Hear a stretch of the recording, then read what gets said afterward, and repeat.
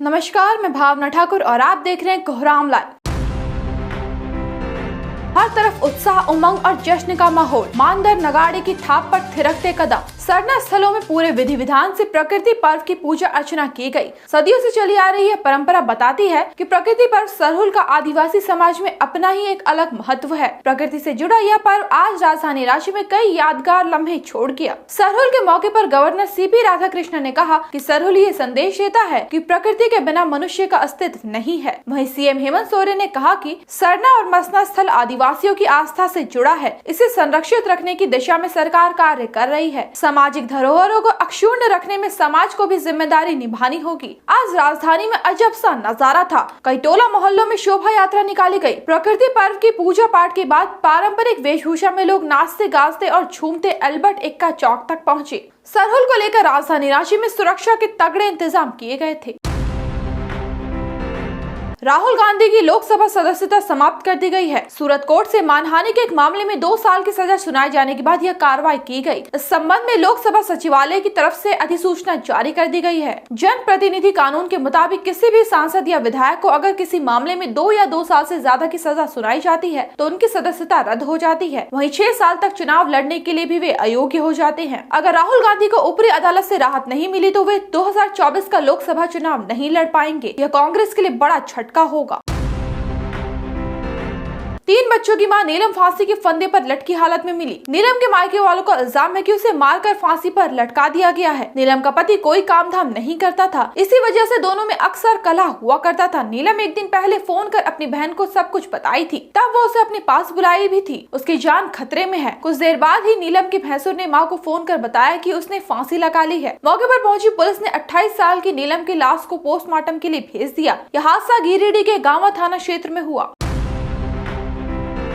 मंगरा मुंडा murder case में jail में बंद सनिका उर्फ सनिका हस्सापूर्ति को रिमांड पर लिया गया है। चौंकाने वाला खुलासा ये हुआ कि मंगरा मुंडा को ओझागुनी करार देकर मौत के घाट उतार दिया गया था। सनिका को शक था कि मंगरा ने ही उसके बेटे को कुछ कर दिया है, जिसके कारण वो बीमार रहता है। अंधविश्वास के मकर जाल में जकड़े सनिका ने अपने कुछ करीबियों के साथ मिलकर इस कांड को अंजाम दिया। कांड में शामिल समराय मुंडा उर्फ मंगरा, कीनू पाहन एवं चूड़ी मुंडा को गिरफ्तार कर लिया गया। मंगरा मुंडा की लाश खूंटी के अड़की थाना क्षेत्र के पाहन टोली जंगल में बीते 13 मार्च को मिली थी। तेज धार हथियार से उसकी हत्या कर दी गई थी।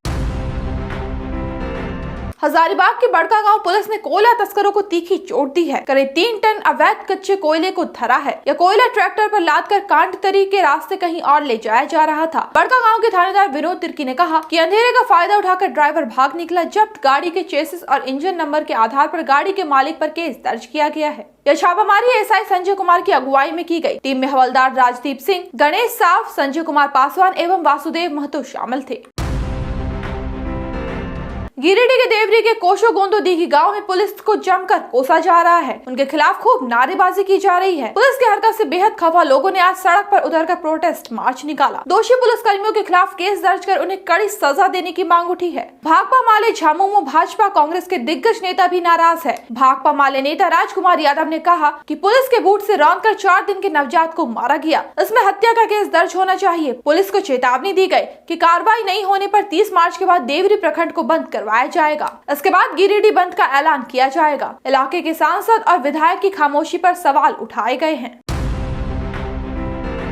ऑयल फैक्ट्री में गैस सिलेंडर ब्लास्ट हो गया। धमाके से एक मजदूर की मौत हो गई, वहीं 6 गंभीर रूप से जख्मी हो गए। मरने वाला मजदूर राजीव कुमार हरदोई का रहने वाला बताया गया। बताया जा रहा है कि फैक्ट्री के एक कमरे में मजदूर खाना बना रहे थे। उसी दौरान अचानक ब्लास्ट हुआ। ब्लास्ट से कमरे की दीवार गिर गई, छत तक चटक गई, कमरा धधक उठा। ब्लास्ट की आवाज सुनकर आसपास के लोग मौके पर जमा हो गए। झुलसे हुए मजदूरों को बाहर निकाला। मिली सूचना पर मौके पर पहुंची पुलिस ने जख्मी मजदूरों को अस्पताल में भर्ती कराया। घटना कानपुर के रनिया इंडस्ट्रियल एरिया की है।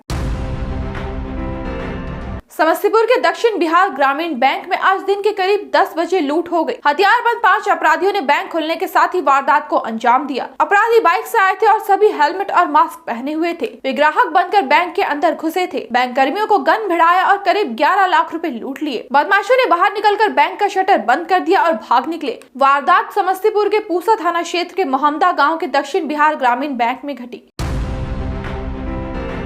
कोरोना महामारी के दरमियान रिहा किए गए सभी दोषियों एवं विचाराधीन कैदियों को 15 दिन में सरेंडर करने को कहा गया है। यह आदेश आज यानी शुक्रवार को सुप्रीम कोर्ट ने दिया। Justice MR. शाह और जस्टिस सी.टी. रवि कुमार की पीठ ने कहा कि इमरजेंसी बेल पर रिहा किए गए विचाराधीन कैदी सरेंडर के बाद सक्षम अदालतों से नियमित जमानत की अपील कर सकते हैं, साथ ही अपनी सजा के निलंबन के लिए सक्षम अदालतों से अनुरोध कर सकते हैं। इस बीच सुप्रीम कोर्ट ने यह भी कहा कि पैरोल की अवधि को कैदी द्वारा वास्तविक कारावास की अवधि में नहीं गिना जा सकता है। ऐसे ही दिन भर की बड़ी खबरों के लिए जुड़े रहिए कोहरामलाइव.com के साथ।